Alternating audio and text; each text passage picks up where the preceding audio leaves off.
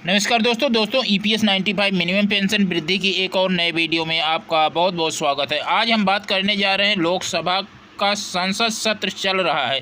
जैसा कि हम सभी को पता है कि 22 जुलाई को लेकर लेबर मिनिस्ट्री को समय दिया गया था कि वे 22 जुलाई को लेबर से जुड़े ईपीएस 95 पेंशन से जुड़ा जवाब देंगे।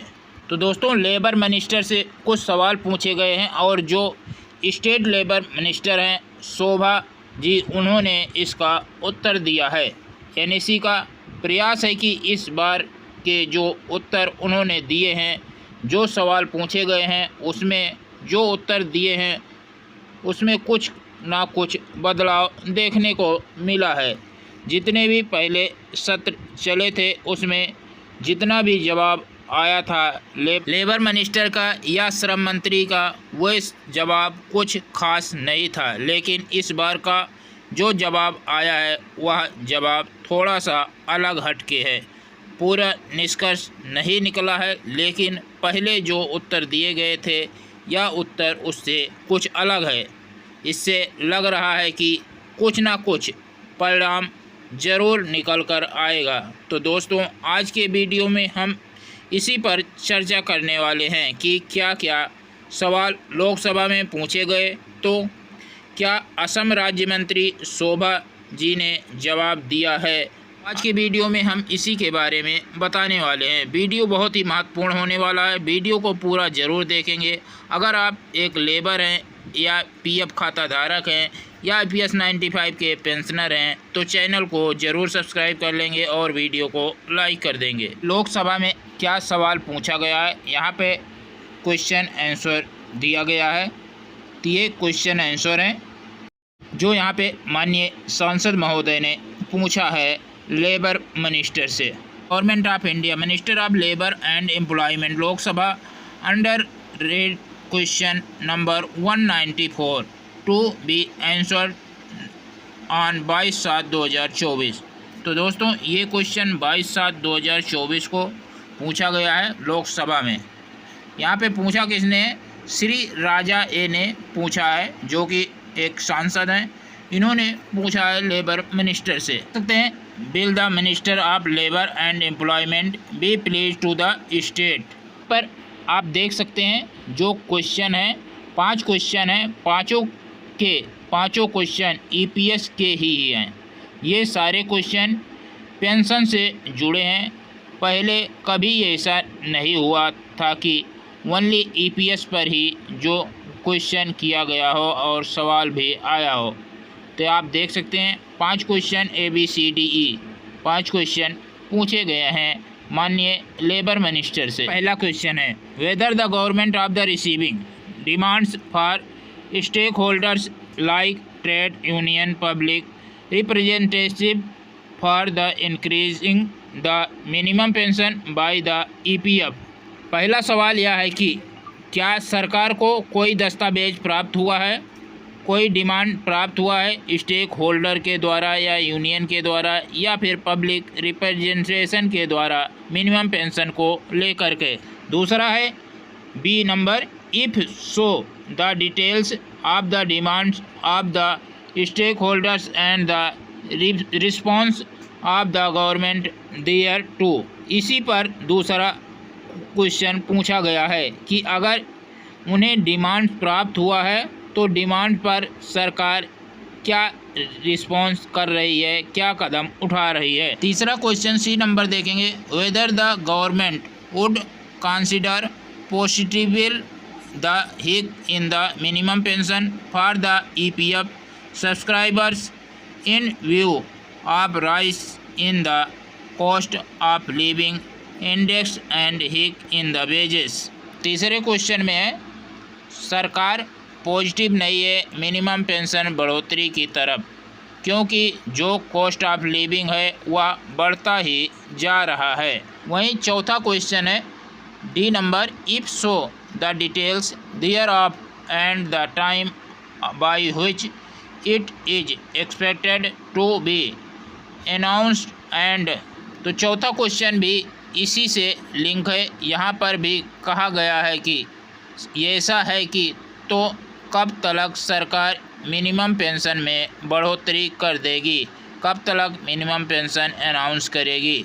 देख सकते हैं कि इस चारों क्वेश्चन में EPS 95 पेंशन से लिंक है। चारों क्वेश्चन में EPS 95 के मुद्दे को पूछा गया है। मिनिमम पेंशन का क्या स्टेटस है, सरकार किस तरीके से रिस्पॉन्स करने जा रही है। नंबर 5वां क्वेश्चन है E number, whether the government EPFO will be revise pension calculation formula since the present one is the arbitrary as the based against pensioners if so the details thereof। यहाँ पर भी जो 5वां question है यहाँ पर calculation फार्मूले को लेकर है। जो EPS 95 का जो फार्मूला है वह बहुत ही पुराना हो चुका है। इस पर सरकार क्या कर रही है या EPFO क्या कदम उठा रही है। तो दोस्तों यहाँ पर 5 सवाल माननीय सांसद महोदय जी ने पूछा है लेबर मिनिस्टर जी से।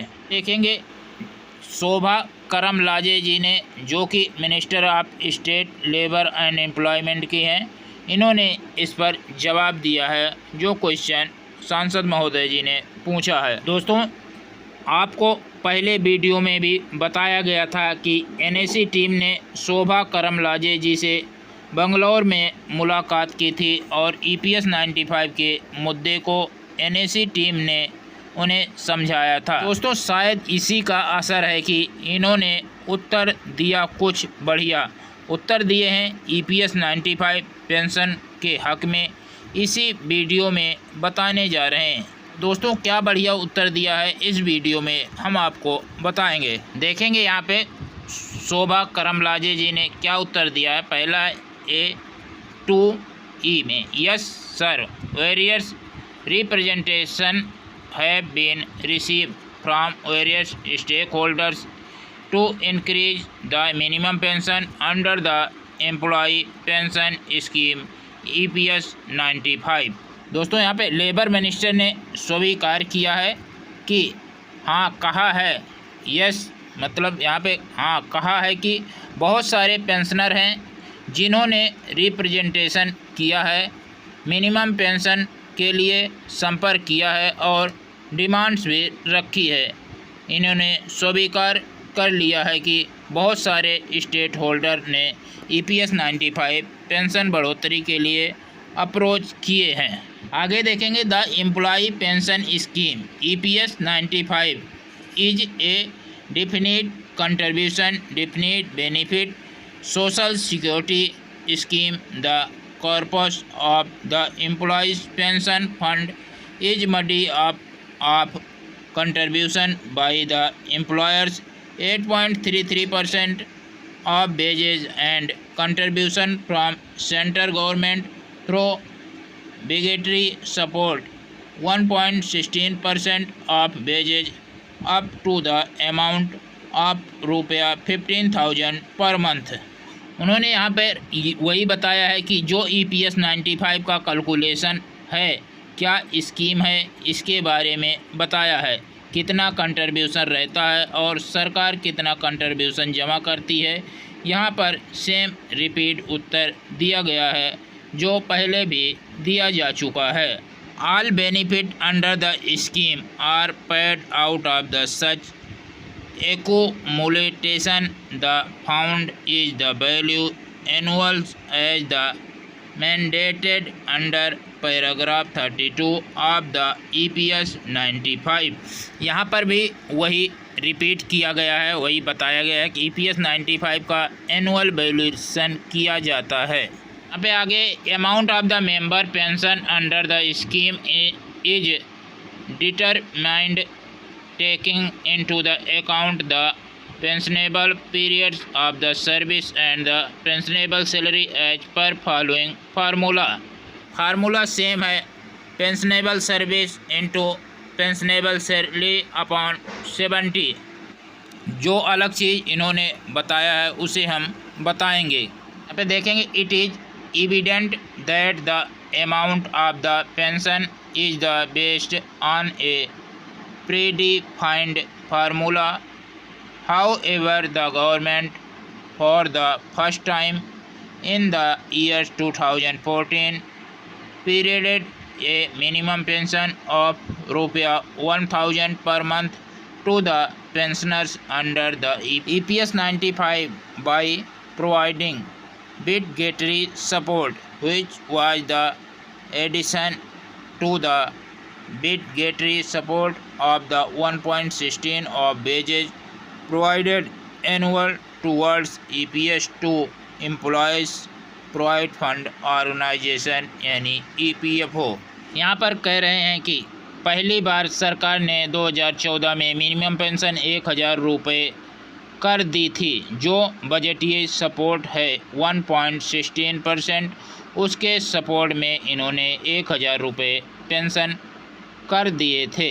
हालांकि हम सभी को पता है कि कुछ पेंशनर ऐसे भी हैं जिन्हें मिनिमम पेंशन 1,000 रुपये भी नहीं मिल रही है।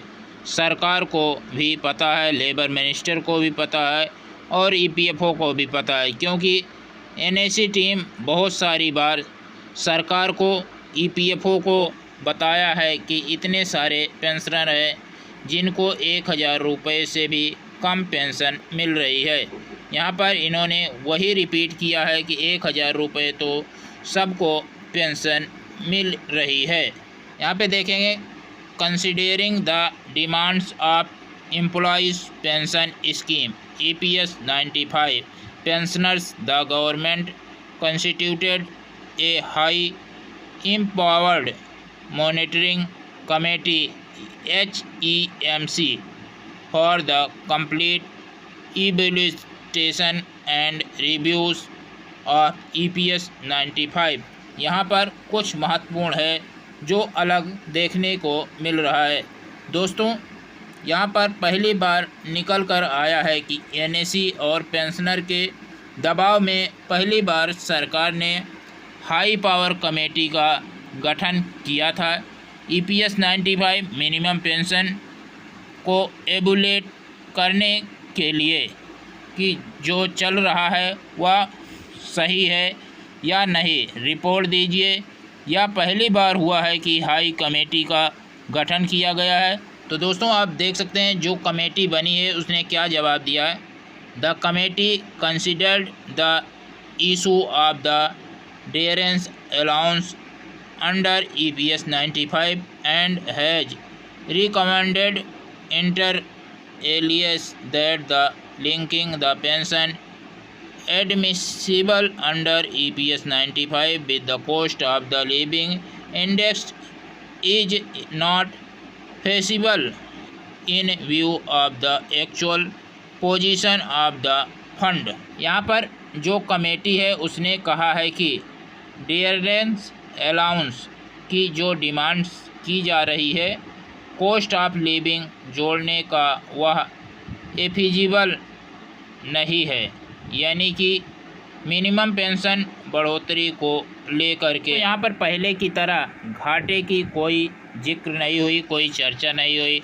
जो पहले आंसर दिए जाते थे उसमें EPFO कहते थे कि EPFO घाटे में चल रही है, हम पेंशन नहीं बढ़ा सकते।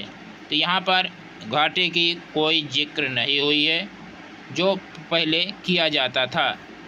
यहाँ यही कहा गया है कि DA नहीं दिया जा सकता, लेकिन DA नहीं दिया जा सकता तो मिनिमम पेंशन तो दी जा सकती है और मेडिकल सुविधा तो दी जा सकती है। तो यहाँ पे यही नया अपडेट आया है कि NSE और पेंशनर के दबाव में एक हाई कमेटी का गठन किया गया है और यहाँ पे ये भी बताया गया है कि यहाँ पे मिनिमम पेंशन जो मांग है 7,500 रुपये प्लस मेडिकल सुविधा तो दी जा सकती है। DA नहीं दे सकते, लेकिन 7,500 रुपये और मेडिकल सुविधा तो EPFO दे ही सकती है।